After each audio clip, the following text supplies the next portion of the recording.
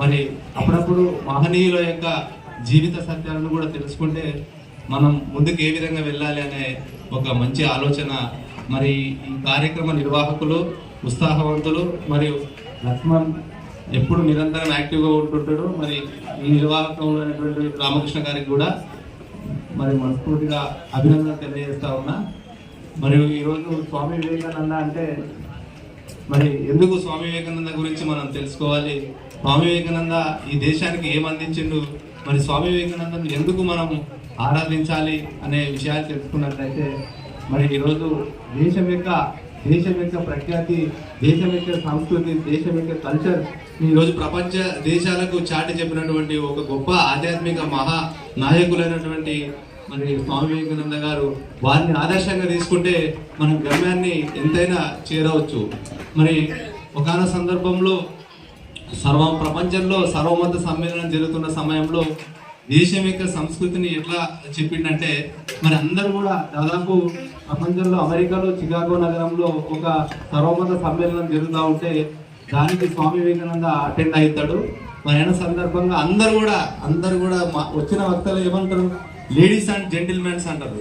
జనరల్గా ఇప్పుడు ఇంగ్లీష్ వాడక భాషలో మ్యాక్సిమం ప్రపంచ దేశాల్లో యూటిలైజ్ చేసేది లేడీస్ అండ్ జెంటిల్మెన్ అని అంటారు. కానీ మన స్వామి వివేకానందుడు ఒక్కసారిగా లేచి బ్రదర్స్ అండ్ సిస్టర్స్ అంటే అనడం వల్ల అందరు లేచి కూడా దాదాపు ఒక 2-3 నిమిషాలు చప్పట్లు కొట్టినారు. అంటే ఎందుకు బ్రదర్స్ సిస్టర్స్ అన్నారంటే లేడీస్ అండ్ జెంటిల్మెన్ అంటే లేడీస్ని లేడీస్గా చూడడం, బాయ్స్ని బాయ్స్గా చూడడం అవుతుంది. అదే బ్రదర్స్ అండ్ సిస్టర్స్ అంటే వాళ్ళలో ఉన్నటువంటి అన్నదమ్ముల బంధాన్ని, అక్క చెల్లెళ్ళ ఆత్మీయ బంధాన్ని చూసుకోవడం ఉంటుంది. కాబట్టి అట్లా అందుకోసమనే ఆ పదాలతో, ఆ వర్డ్స్తోనే స్వామి వివేకానంద మన భారతదేశానికి ఉన్నటువంటి గొప్పతనం, మన భారతదేశానికి ఉన్నటువంటి సంస్కృతి ఏ విధంగా ఉంటుంది అనే దానికి ఉదాహరణగా చెప్పడం వల్ల ఇవాళ దేశంలో స్వామి వివేకానంద యొక్క ఆధ్యాత్మిక చాలా వెల్లివిసింది. మరి చాలా ఆధ్యాత్మిక సేవలో చాలా ముందున్నారు. మరి చాలా యువతకు ముఖ్యంగా యువతకు ఆదర్శప్రాయుడు స్వామి వివేకానంద. ఎందుకంటే సెల్ఫ్ కాన్ఫిడెన్స్, ఏకాగ్రత ఇవన్నీ ఉండాలి, ఆదర్శంగా తీసుకోవాలి. భవిష్యత్తులో మనం ఒక లక్ష్యాన్ని ఎంచుకున్నామంటే దానికి కసరత్తు చేస్తూ మరి ఏకాగ్రతతో, సెల్ఫ్ కాన్ఫిడెన్స్తో ముందుకెళ్తేనే జీవితంలో ఉన్నతమైన లక్ష్యాలని ఎంచుకుంటాం. జనరల్గా అంటే ఏదైనా ఒక గమ్యాన్ని అనుకున్నామంటే దాన్ని చేరేంత వరకు కూడా నిద్రపోకూడదు అంటాడు.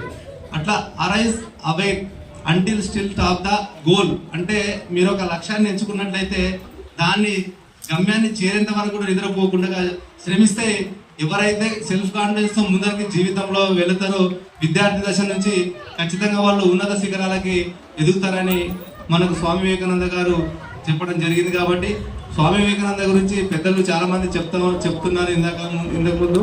మరి ఆ రకంగా జీవితంలో మీరు ఎక్కడి నుంచి అయితే వచ్చినారో, చిన్నారులు మీరందరూ కూడా ఎక్కడి నుంచి అయితే వచ్చినారో, మీ తల్లిదండ్రులు మిమ్మల్ని ఏ లక్ష్యంతో అయితే స్కూళ్ళకి పంపిస్తున్నారో, మరి ఏ లక్ష్యంతో అయితే మీరు ఎదగాలని పంపిస్తున్నారో, మరి వారి ఆశలను కూడా మీరు నెరవేర్చేటువంటి బాధ్యత మీ అందరిపైన ఉంటుంది ఖచ్చితంగా. కాబట్టి మీరు చిన్న వయసు నుంచి అంటే చిన్నప్పటి నుంచే పునాది గట్టిగా వేసుకుంటే భవిష్యత్తులో ఉన్నత స్థాయికి ఎదగడానికి ఆస్కారం ఉంటుంది.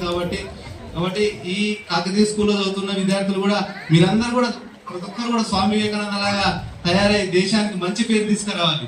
దేశానికి మంచి పేరు తీసుకొస్తే ఖచ్చితంగా మీరందరూ కూడా మరొక స్వామి వివేకానంద లాగా కూడా తయారవుతారు. కాబట్టి ముఖ్యంగా మీరు మీ తల్లిదండ్రులు కళలు కంటున్నటువంటి కళలను సాకారం చేస్తే స్వామి వివేకానంద గారి యొక్క ఆలోచన విధానంలో మీరు అందరూ ప్రయాణించినట్టే.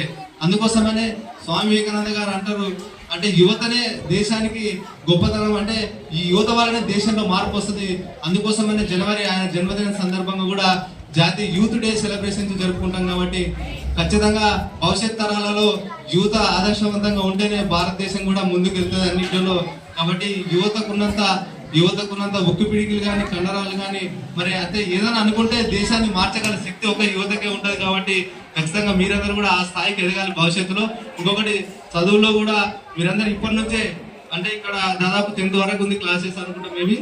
కాబట్టి మీరందరూ కూడా మంచిగా అంటే సార్లు చెప్పే పాఠాలు చెప్పేది ఇక్కడ విని తర్వాత ఇంటికి పోయిన తర్వాత కూడా మీరందరూ మళ్ళీ ఒకసారి రివిజన్ చేసుకోవాలి. మళ్ళీ ఒకసారి పుస్తకాలు తిప్పి చూస్తే మీరు ఇక్కడ ఏం చెప్పిరో అక్కడ మీకు చదువుకునే ఆస్కారం ఉంటుంది.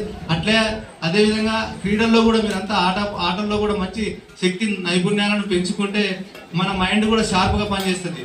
క్రీడలు శరీరానికి అవసరం, ఎందుకంటే మన మైండ్ ని షార్ప్ గా ఉంచడం కోసం క్రీడలు అవసరం. ఖచ్చితంగా మీరందరూ కూడా వ్యాయామం కానీ తర్వాత ధ్యాన కానీ ఇవన్నీ ప్రతిరోజు అంటే మన నిత్యం అలవాటు చేసుకుంటే మన ఏకాగ్రతకు పనిచేస్తాయి. కాబట్టి జీవిత సత్యాలంటే ఏమీ ఉండవు పెద్దగా. మనం ఏదైతే లక్ష్యం నెరవేర్చుకుంటామో ఏదైతే అనుకుంటామో దాన్ని ఇప్పుడు ఫర్ ఎగ్జాంపుల్